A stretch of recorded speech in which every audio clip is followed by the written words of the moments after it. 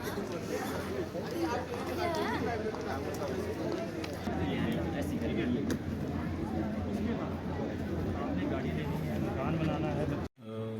निगम शिमला हर वर्ष की भांति इस वर्ष भी लोगों की सुविधा के लिए जो बर्फबारी होगी उसको हटाने के लिए प्रयासरत है और इसमें हमने अपनी तैयारियां कर भी ली हैं।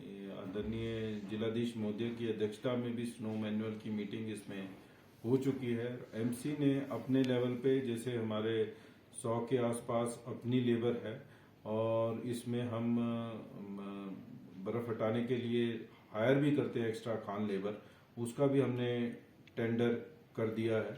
इसके साथ साथ जो मशीनरी है हमारे पास 2 रोबोट्स हैं, एक जेसीबी है, वो तो हम प्रेस करते ही हैं जब बर्फबारी हटानी हो। हमने इस एक्स्ट्रा मशीनरी के लिए भी टेंडर पहले ही कर दिया है और अभी स्मार्ट सिटी के अंतर्गत भी जो 2 रोबोट्स और है हमारे पास वो भी आने वाले हैं, उसकी प्रोसेस चल रही है। पीडब्ल्यूडी की मैकेनिकल विंग उसको खरीद के एमसी को प्रोवाइड कराएगा और वो भी प्रोसेस चल रहा है।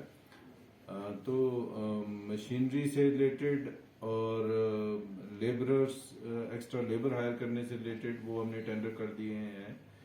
इसके साथ साथ हमने जैसे आपने देखा होगा शिमला में कई जगह जो है बर्फबारी से रोड बहुत स्लिपरी हो जाता है, तो हमने ऑलरेडी क्रश्ड सैंड होता है जिसको हम वहां पे बिछाते हैं ताकि वो स्लिपरी ना रहे जहां बर्फबारी की ज्यादा अंदेशा है। तो क्रश सैंड भी आपने नोटिस किया होगा, हमने शहर में कई जगह ऑलरेडी अभी से ही रखवा भी दिया।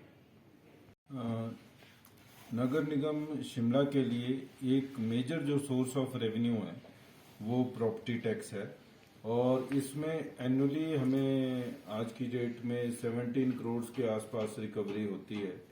ये बाय एंड लार्ज हमारी जो प्रॉपर्टी टैक्स की पेमेंट है ये सिटीजन्स दे रहे हैं और 85% के आसपास जो है हमारी एनुअल प्रॉपर्टी टैक्स की कलेक्शन वो हो जाती है। और उसके अंदर ये शुरू में ही हो जाती है। उसका एक मुख्य रीजन ये भी है कि जैसे ही बिल जनरेट होते हैं तो 15 दिन के अंदर जो व्यक्ति अपना प्रॉपर्टी टैक्स पे कर देता है तो उसे 10% की रिबेट मिलती है। तो ये काफी लोगों को तो पता ही है और आगे भी अनुरोध रहेगा बाकी भी जो शिमला के नागरिक हैं कि वो इस फैसिलिटी का फायदा उठाएं और जैसे ही प्रॉपर्टी टैक्स का मैसेज उन्हें आता है, प्रॉपर्टी टैक्स का उनका बिल जनरेट होता है तो उसके 15 डेज के अंदर अंदर वो प्रॉपर्टी टैक्स जमा करा दें तो उनको जितने का भी अमाउंट है उनका प्रॉपर्टी टैक्स का उस पर उन्हें 10% सीधा बेनिफिट मिल जाएगा। इसके साथ साथ जैसे अभी 38 नवंबर तक हमारी डेट थी जिस तक की लोगों ने प्रॉपर्टी टैक्स जमा कराना था और उसमें कुछ डिफॉल्टर्स हैं।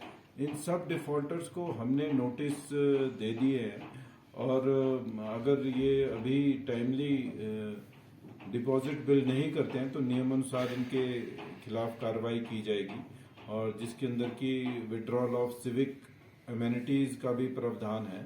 तो अगर नहीं ये डिपॉजिट करेंगे तो इनके खिलाफ कार्रवाई की जाएगी। कितने? ये तकरीबन 500 के आसपास लोग हैं जिनको ये नोटिस जारी किए गए हैं।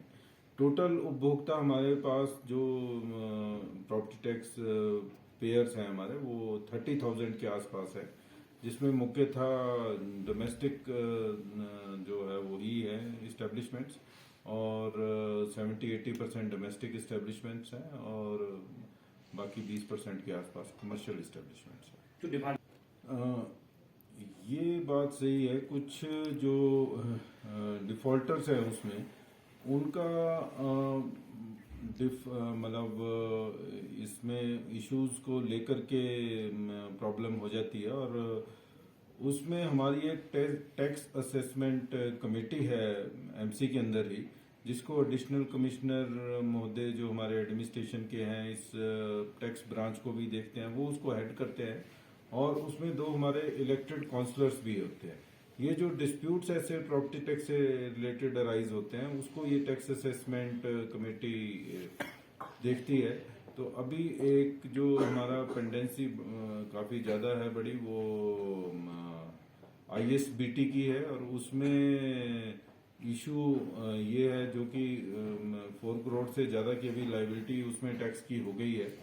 और उसमें इशू ये है कि वो जो पेमेंट है वो HRTC ने करनी है, उनकी जो बस स्टैंड अथॉरिटी है, या कि जिसको उन्होंने लीज दी हुई है उसने करनी है। तो हमने ये बस स्टैंड अथॉरिटी को, ट्रांसपोर्ट विभाग को ही लिखा है कि वो शीघ्र ये जो पेंडिंग अमाउंट है प्रॉपर्टी टैक्स का, इसको जमा कराएं।